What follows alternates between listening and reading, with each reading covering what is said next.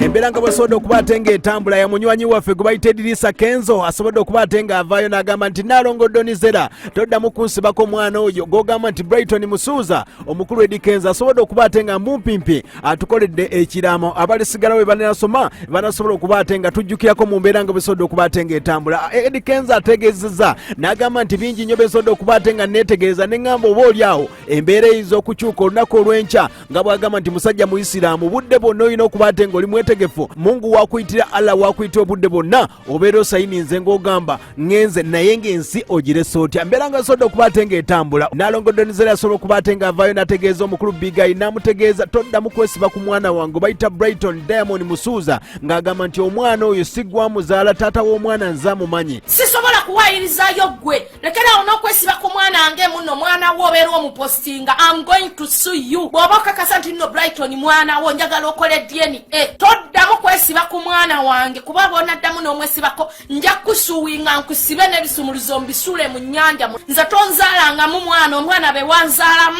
baafa. Ono omwana si ggwe kitaawe. Tobeerangako kitaawe, tobeerangako ku birth certificate ye, tobeerangako ku mu passport ye, tobeerangako kitaawe.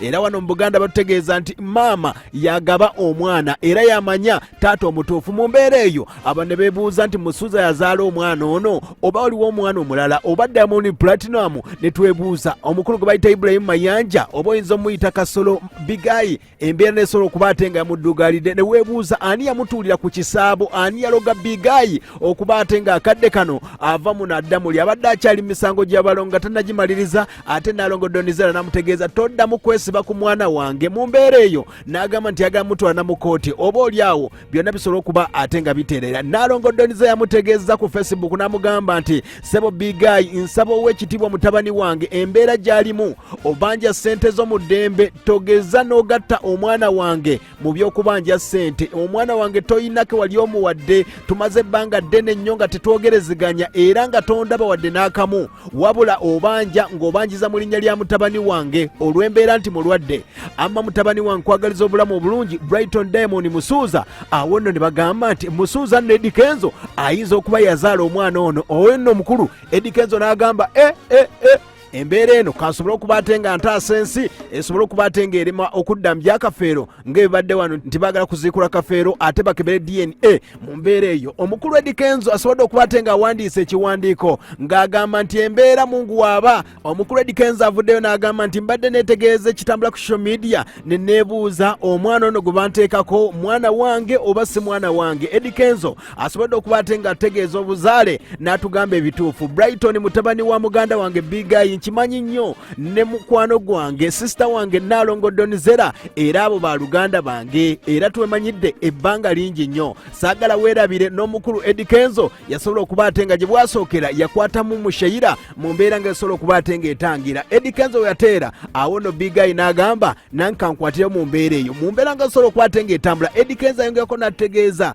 nze nyina abaana babiri ava bamu ntumbwe zange era nga nyina abaana babiri okuli Maya Musuuza ne Amalu ng'omwana Amalu azaalibwa Rema Namakula ate nga Maya maama we Nabatanzi Tracy. Mu mbeera eyo Eddy Kenzo ayogerako n'agamba nti Mukama bw'ali bampadda omwana omulala nja bategeeza naye ng'akadde kano abaana bennyina nyina Maya ne Amalu siyinza kweka mwana wange n'omu. Ebya Poojo Bukafeero bimpadde ekyokuyiga era embeera eyo bw'enaabanga ezzeewo Mukama nga nzijuludde ebyo bye byange. Omukulu Eddy Kenzo ayogerako n'atutegeeza Eddy Kenzo atutegeeza nze nva mu famire y'abantu era nga mukulu waffe ye Mande Hassan Male omukulu ono muzzukulu wa Namwamwa watutegeeza era nga Mande ayina muwala we gwe bayita Namande Shirati Namboze ng'ate sita waabwe omutwe bamuyita Kisaache Benita Kiwalabye ate ng'abaana bange ab'obuwala nyinako Maya Mirembe Musuuza ne Amalu Malayika Musuuza era ng'omukulu Eddy Kenzo ategeezeza nti amannya g'amatuufu abadde batagamanya abawagizi be ye Eddy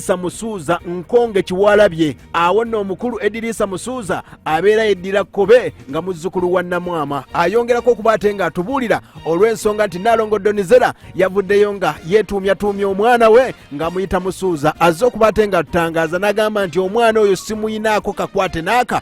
Eddy Kenzo ayongerako n'atutegeeza embeera nga bw'etambudde era nga twazaalibwa abaana 5 ku sayidi ya kitaffe era ng'omugenzi Hassan Kiwalabye Kirabira ye yeebase sayidi z'ebwala Masaka era nga kitaffe yatugamba nti baganda be bonna bafiira mu lutalo. Awo nno ye n'atandika amagye era yali musirikale. Yatugamba nti twasibuka Buddu Ssenyange era nga gye tusibuka. Eddy Kenzo ayongerako n'ategeeza nti ku sayidi ya maama we nali mmanyi maama wange ne taata wange nga baava Rwanda mu kittabantu oba kiyite genocide, nti bwe badduka e Rwanda baatuukira Masaka wabula bonna baafa era akadde kano beebase kyotera. Awo nange we nakoma okuba ate nga mmanya. Eddy Kenzo atunnyonnyola okuba ate nga ayawula ebintu bya Nnaalongo Donizera ku famire ye. Omukulu ayongerako n'ategeeza maama yaleka abaana 4 naye nga yali azadde abaana 5, omu n'afa. Era ng'eyafa baali bamuyita Nambooze. Maama yazaala abalenzi 3 n'abawala 2. Eddy Kenzo ayongerako n'ategeeza nti omuwala ye yabula olw'embeera ya street gye baali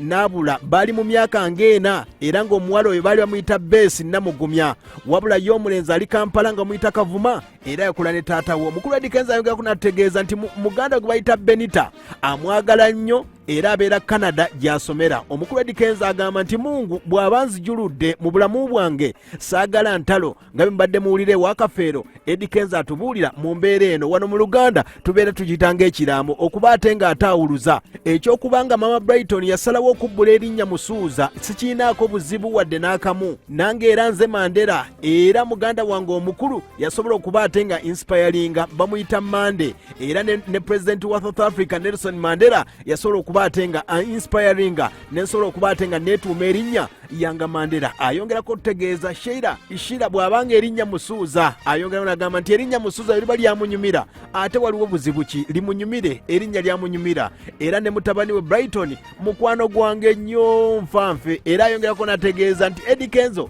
amuyita Uncle Eddy. Mu mbeera eyo saagala ntalo esobole okuba ate nga zitambula. Nga wowulidde emboozi wesobodde okuba ate nga etambula ye munywanyi waffe Eddy Kenzo asobodde okuba ate nga ewandiika ekiwandiiko kye ku Facebook ng'agamba saagala ntalo niwe mbanga nvudde bino ebyakafeero bimbadde muwulira. Embeera nga wesobodde okuba ate nga etambula asobodde okuba ate nga agamba nze sigenda kwesiba ku balungi nti ndabye abeewaffe. Agambye Brighton si mwana wange, Brighton Diamond Musuuza oyo omukyala byayogera sibimanyiko wadde n'akamu, wabula omukyala gwe bayita Nnaalongo Donizera apositize ku Facebook n'agamba wabula ebintu byo birimu kamunguluze. Ne tugamba nti eno firimu egenda kutandikira wegenda komawa wonna wosizira okuba ate ng'owuliriza embeera bwesobodde okuba ate ng'etambula. Omukulu Eddy Kenzo ategeezezza nti abaana ab'omuntu mbw ayina 2 nga bawala bokka era budde bonna atugambye nti aleeta mugole wetwogerera ali mu Ivory Coast akyatambuza lulimi Luganda. Wonna wosizira okuba ate ng'ogoberedde webale kuba ate ng'owuliriza.